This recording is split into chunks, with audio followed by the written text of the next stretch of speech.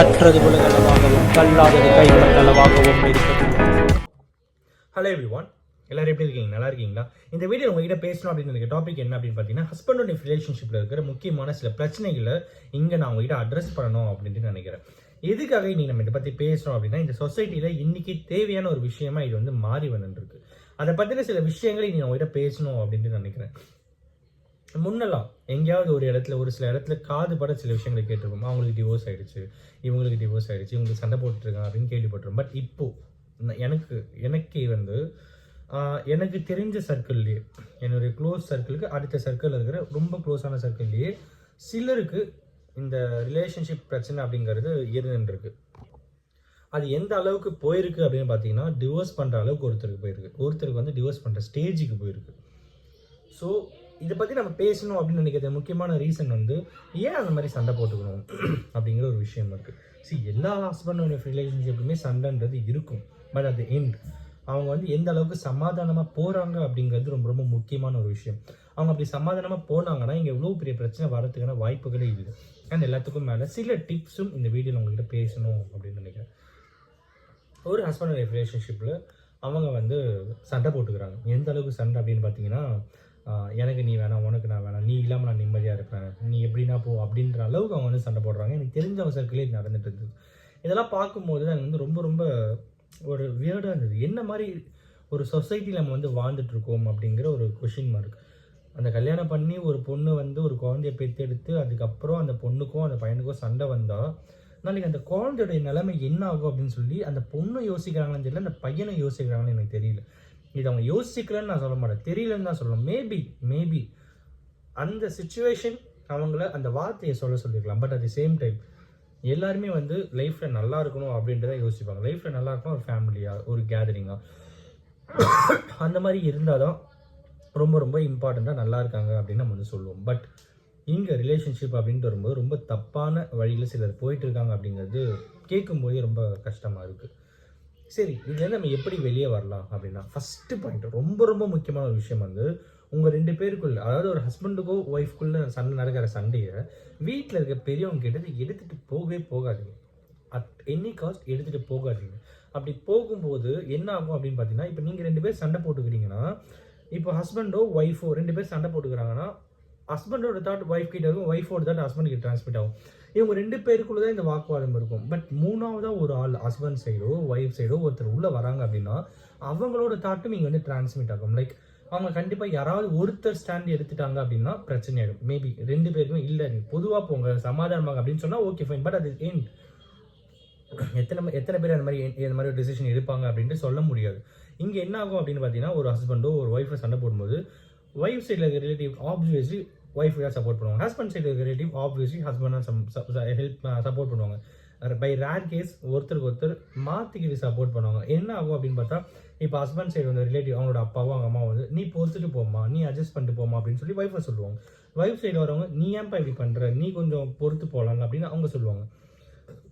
அதோடு அது நிற்காது.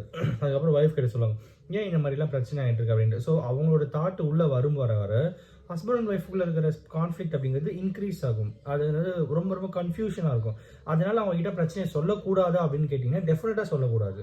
ஒரு கட்டத்து மேலே like harassment, physical harassment, sexual abusement, ரொம்ப வல்கராக பேசுறது, இந்த மாதிரி ரொம்ப டார்ச்சராக இருக்கிற டைமில் எடுத்துகிட்டு போகணும். அதை நான் போகக்கூடாதுன்னு சொல்ல. But at the same time ஒரு பிரச்சனை அவங்களுக்குள்ளே பேசி முடிக்கிற மாதிரி இருக்கிற பிரச்சனை அல்டிமேட்டாக ஒரு ஸ்டேஜ் இருக்கும். நம்ம எல்லாமே இப்போ அது 1 to 10 இருக்குன்னு வச்சுக்கோங்களேன். நிறைய பேர் இங்கே வந்து 2வது ஸ்டேஜ் 3வது ஸ்டேஜ்லேயே வந்து ஃபேமிலி கிட்ட போயிடுறாங்க. 10th ஸ்டேஜ் போகும்போது போகணும். பட் அந்த மெஷர்மெண்ட், அந்த லிமிட், அதை நம்ம கரெக்டாக வரையறைப்பட்டு நம்ம ரிலேஷன்ஷிப்புக்குள்ளே வந்து அந்த சண்டையை மெயின்டைன் பண்ணால் மேக்ஸிமம் எல்லா சண்டைகளும் ரூம்குள்ளேயே முடிஞ்சிடும். ஸோ இது ரொம்ப ரொம்ப முக்கியமான ஒரு விஷயம். இன்றைக்கி இதை பற்றி நம்ம கிட்ட பேசியே ஆகணும் அப்படின்ட்டு நினச்சேன். ரீசெண்டாக ரொம்ப வருஷத்துக்கு முன்னாடி விஜய் சேதுபதி அவருடைய படம் ஒன்று வந்திருக்கும், சேதுபதி அப்படின்னு சொல்கிற படம். அவர் வந்து போலீஸாக நடிச்சிருப்பார். ரொம்ப ஒரு ஒரு கைண்ட் ஆஃப் ஒரு சிம்பிளாக ஒரு டைலாகை சொல்லிட்டு போயிருப்பாங்க அந்த படத்தில். ரொம்ப நல்லாயிருக்கும். என்ன அப்படின்னு பார்த்தீங்கன்னா, ஒய்ஃபை வந்து ஹஸ்பண்ட் வந்து, அதாவது சேதுபதி அவர் வந்து அடிச்சுட்டு போனோடனே ஒய்ஃபோட அம்மா வந்து, ஏன் முன்னாடி இப்படி அடிக்கிறாரு உன்னை, நான் எல்லாம் என்னென்ன பண்ணுவார், என் கூட வந்துரு அப்படின்னு சொல்லும்போது அந்த ஒய்ஃப் சொல்லுவாங்க, விஜய் சேதுபதி ஒய்ஃப், அந்த கேரக்டர் அவங்க சொல்லுவாங்க, இப்போ நான் அடிச்சுட்டு போயிட்டாரு, பட் திரும்பி வரும்போது என்னை கொஞ்சோண்டு வருவார், அப்போ நான் இங்கே இருக்கணும் அப்படின்னு சொல்லுவார். So that kind of relationship இங்கே இருக்கிறோம் அப்படின்னு நான் வந்து எக்ஸ்பெக்ட் பண்ணுறேன் எல்லாருக்கிட்டையுமே. And at the same time ஒரு சண்டை நடக்குதுன்னா அந்த சண்டையே எப்பயுமே நடந்துகிட்டே இருக்க போகிறது இல்லை. ஒரு நல்ல விஷயம் நடக்குதுன்னா அந்த நல்ல விஷயமே எப்பயுமே நடந்துட்டு போயிட்டே இருக்க போகிறது இல்லை. அல்டிமேட்டாக ஒரு சேஞ்ச் இங்கே இருக்க தான் போகுது. லைக் சண்டை நடந்தால் அப்புறம் நல்ல விஷயம் நடக்க தான் போகுது, நல்ல விஷயமா இருந்தால் சண்டை நடக்க தான் போகும். ரெண்டுத்தையுமே பேலன்ஸ் பண்ணுறது இங்கே வந்து லைஃப். ஸோ லைஃப்பில் வந்து நல்லதும் இருக்கும் கெட்டதும் இருக்கும், பாசிட்டிவ் இருக்கும் நெகட்டிவும் இருக்கும், குட்டும் இருக்கும் பேடும் இருக்கும். ஸோ அப்படி இருக்கும்போது ரிலேஷன்ஷிப்பில் மட்டும் எப்பவுமே குட்டே எக்ஸ்பெக்ட் பண்ணுறது தப்பான ஒரு விஷயம்.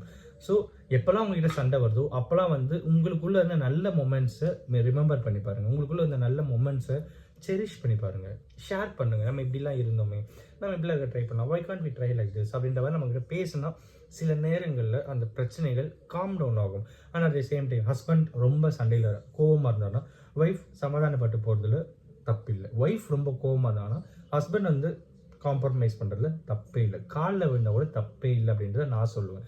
ஏன்னா இவ்வளோ பெரிய உலகத்தில் நம்ம வாழறதே வந்து நம்மளோட ஃபேமிலிக்காக தான். ஃபேமிலியில் அப்பா அம்மா ஒய்ஃப் கிட் இவங்களுக்காக நம்ம வந்து வாழ்ந்துட்டு இருக்கோம். பல கோடி பேர் இருக்கிற இந்த உலகத்தில் நம்மளை சுற்றி இருக்கிற ரிலேஷன்ஷிப் வந்து ரொம்ப ரொம்ப கம்மியான ஒரு ரிலேஷன்ஷிப் தான். அவங்களுக்கு கிட்டேயுமே நம்ம வந்து சண்டை போட்டு இருந்தோம் அப்படின்னா அது வந்து ரொம்ப ரொம்ப ஒரு தப்பான ஒரு விஷயமா இருக்கும் அப்படின்ட்டு நான் வந்து நினைக்கிறேன். எப்படிப்பட்ட சண்டைகள் வந்தாலும் ஒரு காம்ப்ரமைசேஷனாக போயிட்டோம் அப்படின்னா அது ரொம்ப ரொம்ப நல்லா இருக்கும் அப்படிங்கிறது தான் இந்த வீடியோவில் அவங்ககிட்ட சொல்லணும் அப்படின்னு நான் வந்து நினச்சேன். ஒரு ஹஸ்பண்ட் அண்ட் ஒய்ஃப் ரிலேஷன்ஷிப் அப்படிங்கிறதுக்குள்ளே வந்து நிறைய கான்ஃப்ளிக்ட் இருக்கும். அந்த கான்ஃப்ளிக்ட்லாம் தாண்டி ஒரு காதல் கண்டிப்பாக இருக்கும். அந்த காதல் நம்ம வந்து புரிஞ்சுக்கிட்டோம் அப்படின்னா இந்த சண்டைகள் எல்லாமே வந்து சால்வ் ஆகிடும். ஸோ ஹஸ்பண்ட் சாரி கேட்கறதையும் தப்பில்லை, ஒய்ஃப் சாரி கேட்கறதையுமே தப்பில்லை. ஒருத்தருக்கு ஒருத்தர் காம்ப்ரமைஸ் பண்ணிக்கிட்டு ரொம்ப ஒரு நிதானமான ஒரு மொமெண்ட்டில் போயிட்டாங்கன்னா அந்த ரிலேஷன்ஷிப் ரொம்ப ரொம்ப அழகாக இருக்கும் அப்படிங்கிறது தான் இந்த வீடியோவில் அவங்ககிட்ட சொல்லணும் அப்படின்ட்டு நினச்சேன். இந்த வீடியோ ஏதாவது ஒரு ஹஸ்பண்ட் ஒய்ஃப் சண்டை யாராவது போட்டுட்ருக்காங்க அப்படின்னா அவங்களுக்கு இந்த வீடியோ எடுத்துகிட்டு போயிட்டு அல்காரிதம் சேர்த்து அவங்களோட சண்டைகள் வந்து சால்வ் ஆகி அவங்க திருப்பி சேருவாங்க அப்படிங்கிற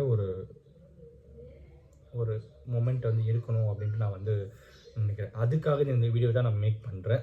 இந்த வீடியோ யாருன்னா ஒருத்தருக்கு அந்த மாதிரியான ஒரு ஃபீலை கொடுத்து அவங்களுக்குள்ள இருக்கிற லவ்வை திருப்பி எடுத்துகிட்டு வந்து 2 பேர் சேருவாங்க அப்படிங்கிற ஒரு மிகப்பெரிய நம்பிக்கையோடு இந்த வீடியோ நான் வந்து முடிக்கணும் அப்படின்ட்டு நினைக்கிறேன். இந்த வீடியோ யாரா ஒருத்தருக்கு நாலேஜ் ஷேருங்க இருக்குன்னு சொல்லி நான் நம்புகிறேன். Thank you so much.